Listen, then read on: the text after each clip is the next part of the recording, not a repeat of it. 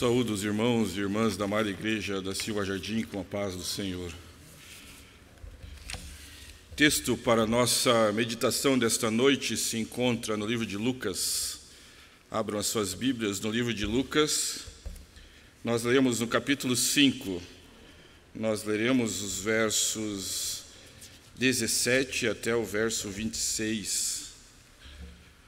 Lucas, capítulo 5, versos 17 até o verso 26.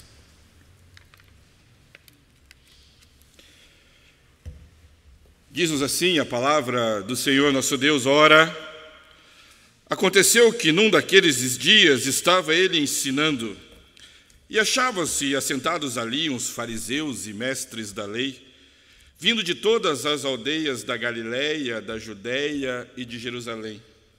E o poder do Senhor estava com ele para curar. Vieram então os homens, trazendo em um leito um paralítico, e procuravam introduzi-lo e pô-lo diante de Jesus. E não achando por onde introduzi-lo por causa da multidão, subindo ao eirado, o desceram no leito, por entre os ladrilhos, para o meio, diante de Jesus. Vendo-lhes a fé, Jesus disse ao paralítico: Homem, estão perdoados os teus pecados. E os escribas e fariseus arrazoavam, dizendo: Quem é este que diz blasfêmias? Quem pode perdoar pecados, senão Deus? Jesus, porém, conhecendo-lhes os pensamentos, disse-lhes: Que arrazoais em vosso coração? Qual é mais fácil, dizer: Estão perdoados os teus pecados, ou levanta-te e anda? Mas para que saibais que o Filho do Homem tem sobre a terra autoridade para perdoar pecados, disse ao paralítico: Eu te ordeno, levanta-te, toma o teu leito e vai para casa. E imediatamente se levantou diante deles, e tomando o leito em que permanecera deitado, voltou para casa, glorificando a Deus. E todos eles ficaram atônitos, e davam glória a Deus, e possuídos de temor diziam: Hoje vimos prodígios. Vamos orar mais uma vez. Deus, a sua palavra está posta diante de nós. Nós já te adoramos, ó Deus, nós já te louvamos, nós já confessamos os nossos pecados diante do Senhor. Nós já te buscamos, ó Pai, com os nossos lábios e com o nosso coração. Mas agora nós queremos ouvir do Senhor. Ó Deus, que as palavras que saiam da minha boca nesta noite sejam para abençoar os irmãos que aqui se encontram. Que sejam palavras, ó Deus, como nós já conversamos durante a semana toda, que venham do teu trono de graça. Essa é a oração que eu faço neste momento, em nome de Jesus. Amém. Ora, Lucas, quando ele vai escrever o seu livro, Lucas escreve o seu livro a um personagem específico. Nós temos que entender que quando Lucas escreve, ele está escrevendo para um amigo dele chamado Teófilo, amigo de Deus. Nós cantamos que não existe nada melhor que ser amigo de Deus, mas se vocês pegarem o começo do livro de Lucas, vocês vão ver que essa palavra é endereçada ao excelentíssimo Teófilo, ao excelentíssimo amigo de Deus, porque muito ajudou Lucas em sua caminhada. E Lucas quer escrever este livro a ele, porque Lucas quer que Teófilo tenha a sua fé cada vez mais forte diante da comunidade. Ele quer que Teófilo tenha a sua fé cada vez mais fundamentada diante dos seus irmãos. Lucas quer que Teófilo tenha a sua fé cada vez mais arraigada no meio dos santos. Por isso, quando Lucas escreve, ele escreve de uma maneira que ele possa dar a entender tudo aquilo que Cristo fez enquanto esteve aqui conosco. Lucas diz: ó excelentíssimo Teófilo, depois de tanto pesquisar, depois de conversar com testemunhas oculares daquilo que Cristo fez, me coube escrever a você e dizer tudo o que aconteceu, para que você firmasse ainda mais a sua fé em Jesus Cristo. Nós vamos entender então que Lucas, quando escreve para aqueles com quem Lucas tem o interesse de que fortaleçam a sua fé. Lucas então escreve ao excelentíssimo Teófilo, amigo de Deus, propondo a ele mais firmeza na sua fé, propondo a ele que não vacile na sua fé, propondo a ele que seja cada vez mais fundamentada a sua fé. E existe uma situação interessante que aconteceu essa semana, foi puxado um gancho já pela manhã, no sermão da manhã, de fatos ocorridos, que se nós olharmos hoje para a Igreja da Rainha hoje, ela começa a se dissipar. Disse que do ano que se passou, mais de 30 igrejas da Rainha foram fechadas, porque não havia uma fé férrea nos valores fundamentais da igreja. Isso você pode encontrar na revista Veja dessa semana, na Colunista Internacional, quando ela faz um arrazoado do que está acontecendo com a igreja anglicana.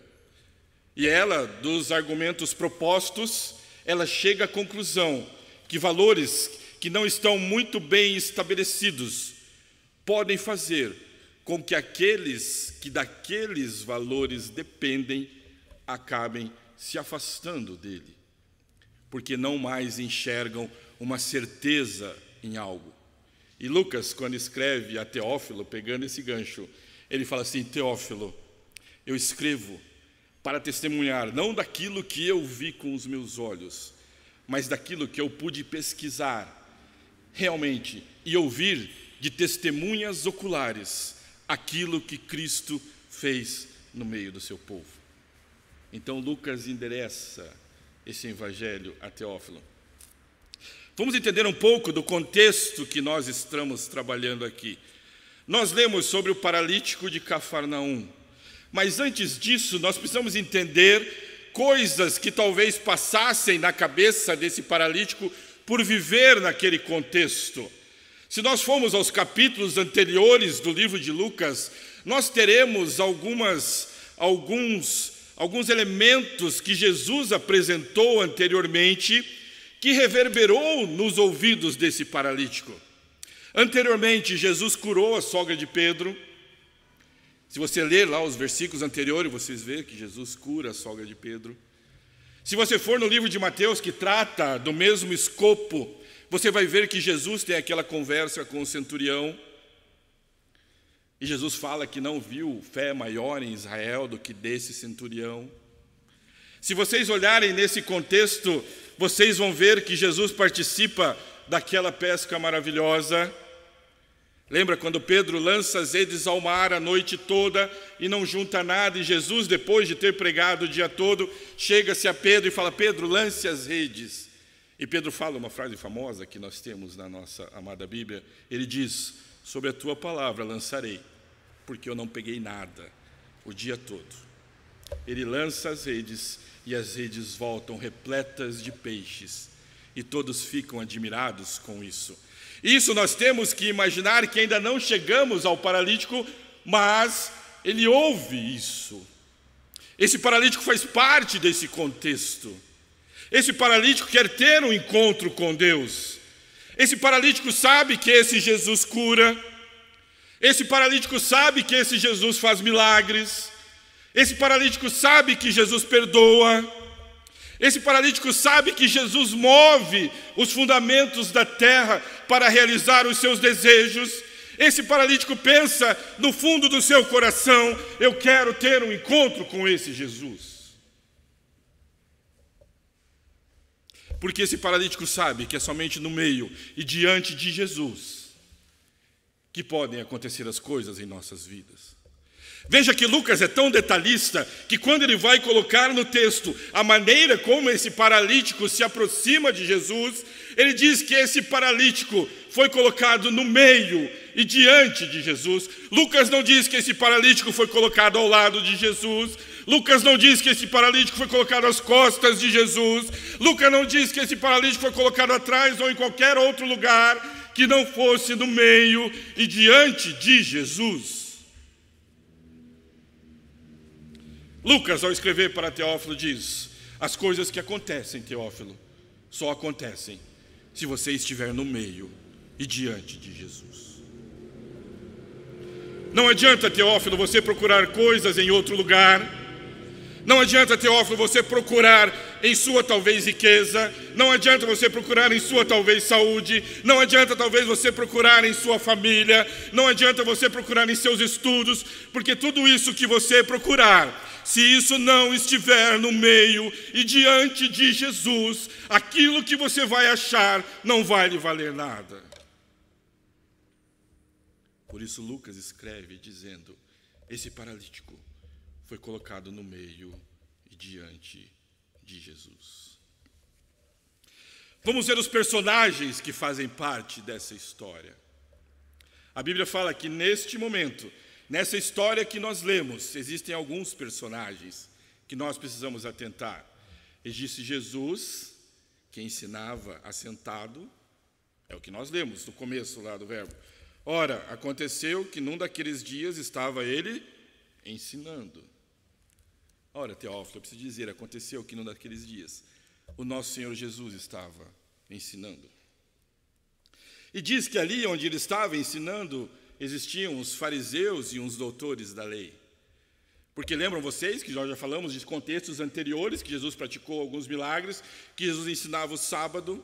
E se você quiser encontrar um fariseu ou um escriba da lei, procure-o no sábado.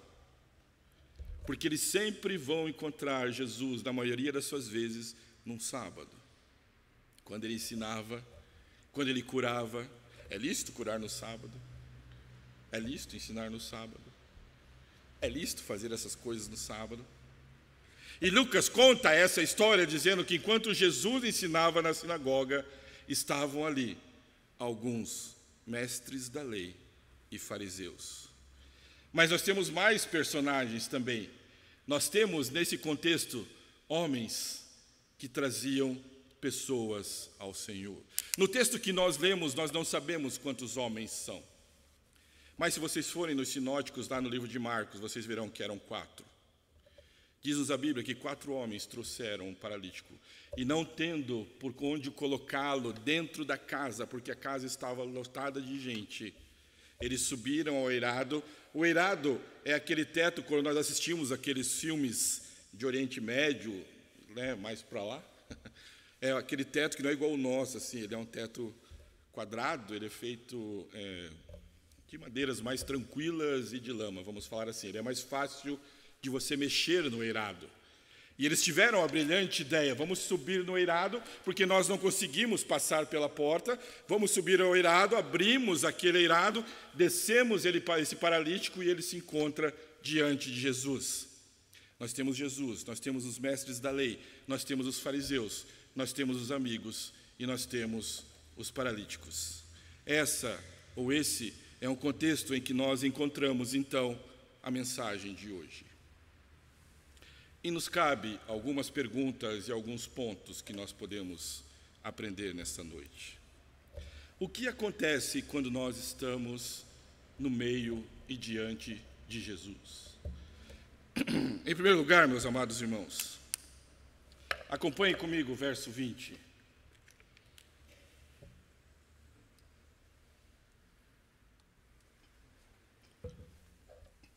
O verso 20 nos diz assim: vendo-lhes a fé, Jesus disse ao paralítico: homem, estão perdoados os teus pecados. A primeira coisa que acontece quando nós estamos no meio e diante de Jesus, a primeira coisa que nos traz quando nós estamos diante do Senhor nosso Deus, a primeira coisa que vem ao nosso encontro, quando nós somos levados a nos encontrar com Deus, é que nós recebemos perdão. E aquele homem colocado no meio e diante de Jesus recebeu perdão. Imagine no coração daquele homem. Aquele homem tinha uma alma sequiosa. Lembra quando nós cantamos? Quando a alma sequiosa veio a voz. Aquele homem tinha uma voz sedenta. Aquele homem tinha uma alma que queria beber do Senhor. Aquele homem tinha uma alma que queria ser completada pelo Senhor. Aquele homem tinha uma alma sequiosa que queria encontrar o seu Senhor. Aquele homem havia ouvido de tudo que o seu Senhor havia feito na Galileia, em Cafarnaum, próximo ao lago de Genezaré. E ele dizia: eu quero me encontrar com esse Senhor. Ele foi atrás desse Senhor para encontrar cura. Ele foi atrás desse Senhor para encontrar restauração. Entretanto, quando ele encontra esse Senhor, ele encontra perdão. Imaginem vocês que na contextualização neo- e veterotestamentária, se alguém tinha algum problema físico, nós já estudamos a Bíblia em outros momentos, nós sabemos que se alguém tem algum problema físico, até os próprios discípulos chegaram a perguntar desses problemas físicos, nós sabemos que na cabeça deles, o problema físico era porque alguém havia pecado. Lembram-se da história do cego? Os discípulos falam assim: Senhor, 1 minuto enquanto nós andamos, este homem é cego. Quem pecou? Ele ou seus pais? Porque eles vinculavam a doença física ao pecado. Então ali, diante de Jesus, aquele homem que foi procurando uma coisa, ele foi sabendo que milagres aconteciam. Ele foi sabendo que vidas eram mudadas. Aquele paralítico pensa: eu também quero isso para mim. E ele vai atrás de Jesus. E vejam que o texto não diz haver um diálogo entre Jesus e esses homens. Neste texto não está contido uma fala entre Jesus, esses homens, e o paralítico. Nesse texto não existe nenhuma expressão que saia antes da boca de Jesus entre ele e o paralítico. O texto não nos mostra nada disso. Imaginemos a situação, aquele paralítico descendo diante de Jesus, aquele paralítico esperando alguma coisa. Eu preciso falar com o Senhor.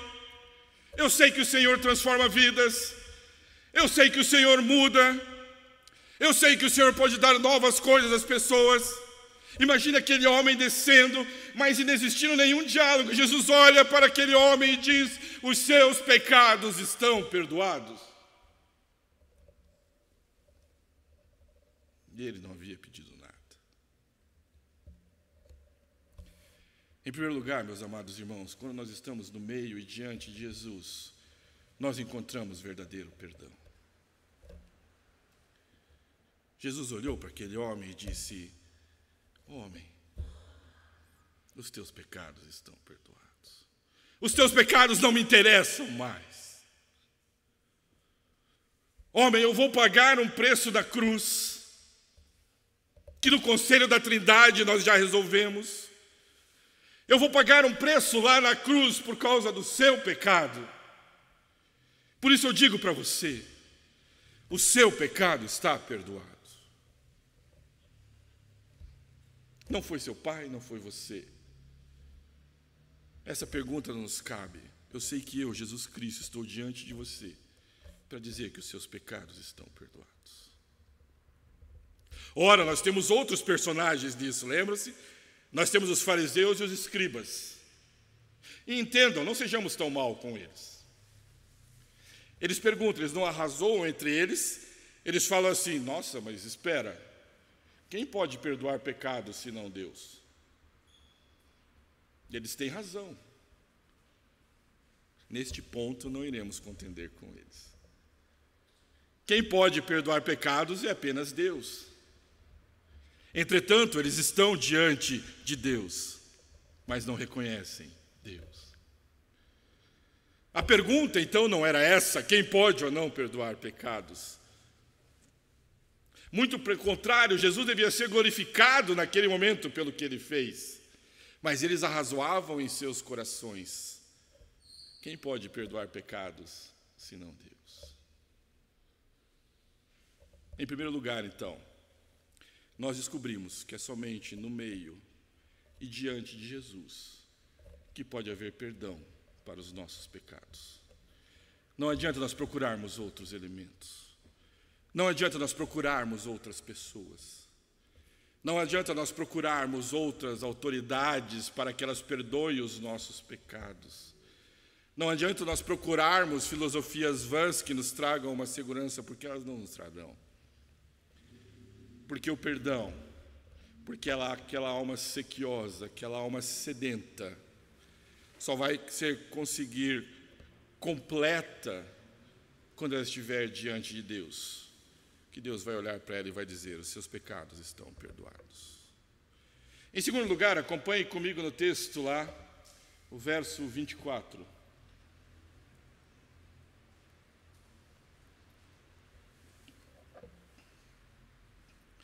O verso 24 diz: mas para que saibais que o Filho do Homem tem sobre a terra autoridade para perdoar pecados, disse ao paralítico: eu te ordeno, levanta-te, toma o teu leito e vai para a sua casa. Em segundo lugar, meus amados irmãos, é somente no meio e diante de Jesus que existe real restauração. Aquele homem, a Bíblia não nos diz desde quando ele era um paralítico. Aquele homem, a Bíblia não nos diz o que aconteceu para ele ter essa paralisia. A Bíblia não nos fala nada disso. Nós podemos imaginar que esse homem cresceu dessa maneira. Nós podemos imaginar que esse homem via todos indo à pesca e ele não podia. Nós podemos imaginar que esse homem via todos indo a Jerusalém e ele não podia. Nós podemos imaginar que esse homem via todos indo às suas vinhas para pegar do fruto das suas plantações e ele não podia. Nós podemos imaginar que esse homem, dentro do seu contexto, via todos indo apacentar os seus rebanhos, mas ele não podia. Nós podemos imaginar que esse homem cresceu com uma angústia dentro do seu coração, a ver aos seus praticando os seus atos normais de pessoas com as suas condições normais, e ele não podia. Nós podemos imaginar que dentro do coração desse homem ardia uma angústia por não poder participar de uma maneira mais fácil e tranquila das atividades do dia a dia. E ainda reverbera no coração desse homem: esse Jesus curou a sogra de Pedro. Ainda reverbera no coração desse homem: esse Jesus curou o servo do centurião. Ainda reverbera no coração desse homem: esse Jesus faz milagres. De tudo aquilo que eu procurei a minha vida inteira, eu jamais nada encontrei. De tudo aquilo que eu busquei durante toda a vida que eu estou aqui, nada eu pude alcançar. Mas eu tenho ouvido falar de um Jesus que restaura. Eu tenho ouvido falar de um Jesus que dá vista aos cegos. Eu tenho ouvido falar de um Jesus que faz milagres. Eu quero me encontrar com esse Jesus.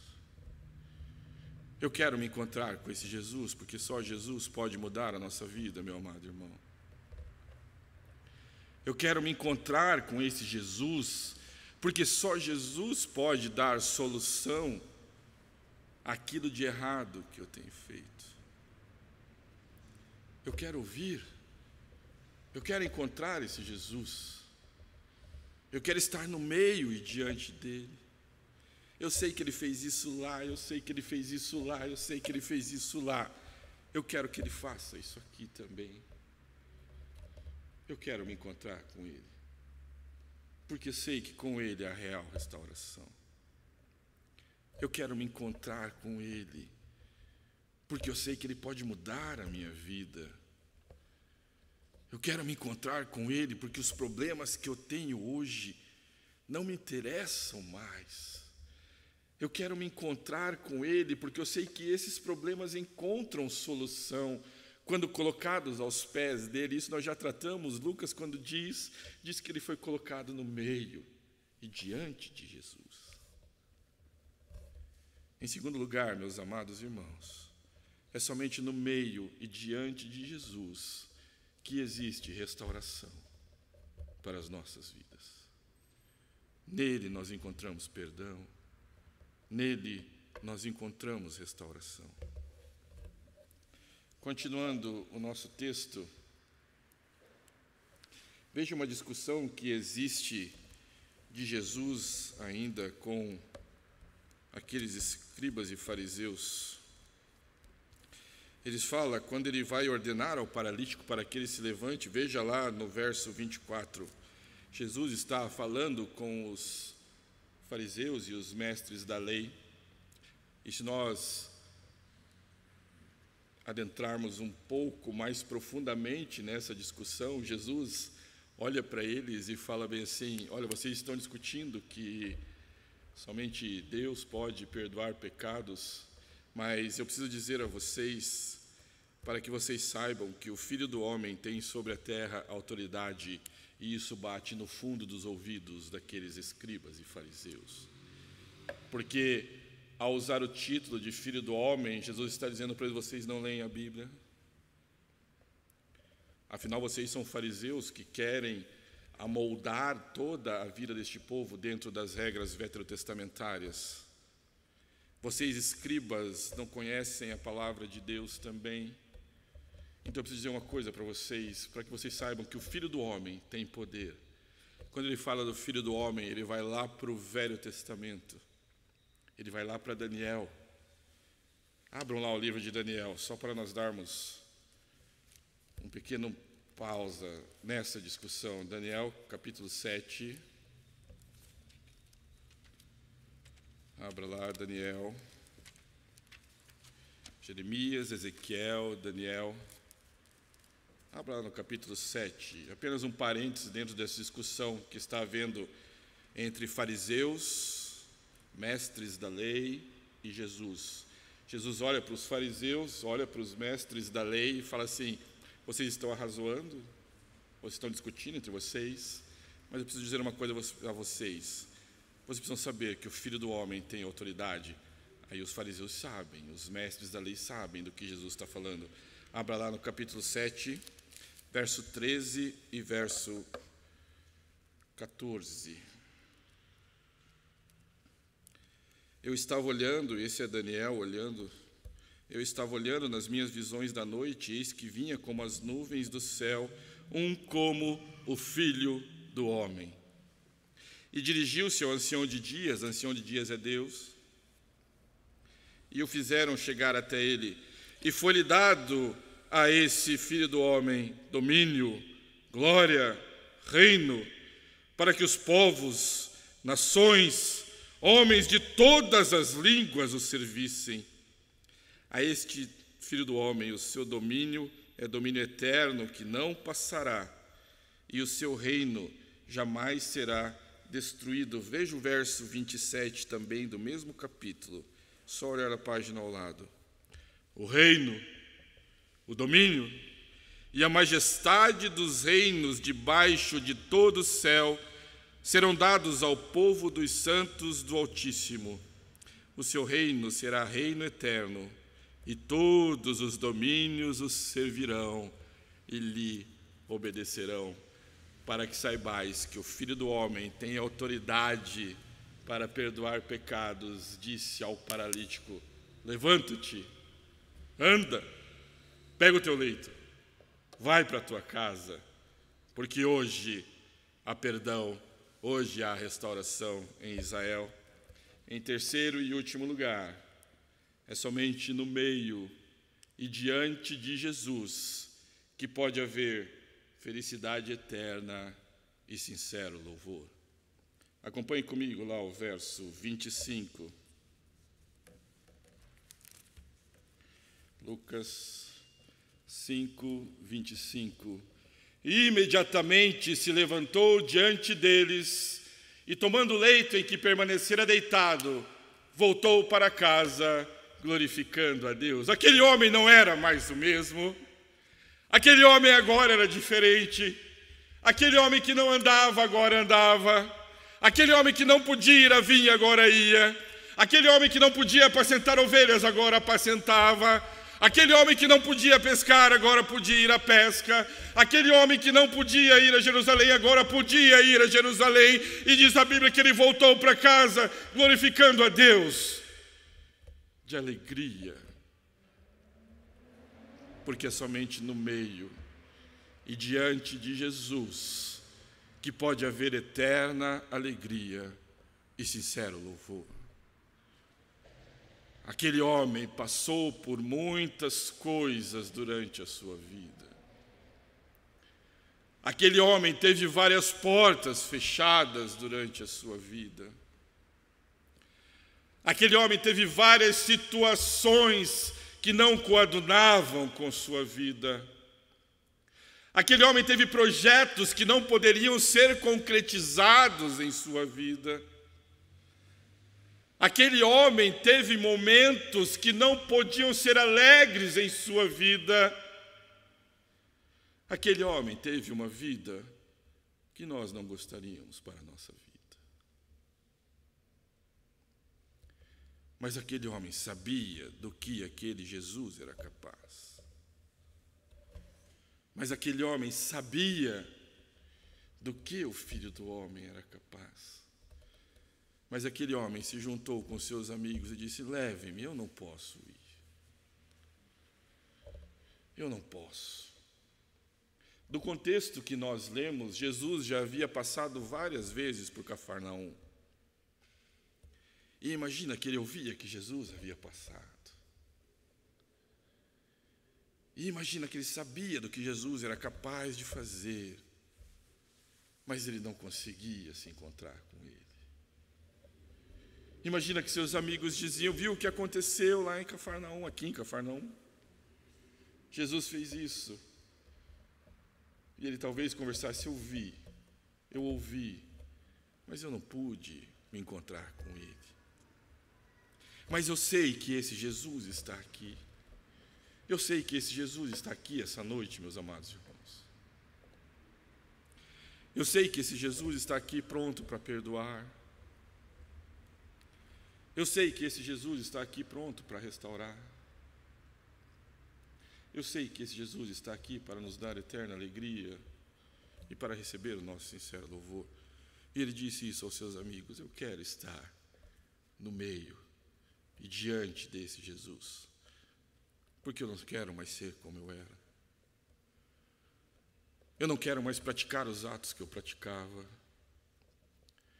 Eu não quero mais ter as atitudes que eu tinha. Eu não quero mais produzir os pensamentos que eu produzia. Eu não quero mais que saiam da minha boca palavras que não agradam ao Senhor. Eu quero estar no meio e diante de Jesus. Porque é somente no meio e diante de Jesus que pode haver perdão. É somente no meio e diante de Jesus que pode haver restauração. É somente no meio e diante de Jesus que pode haver alegria e sincero louvor em nossos corações. Que esse seja sempre um alvo a ser alcançado.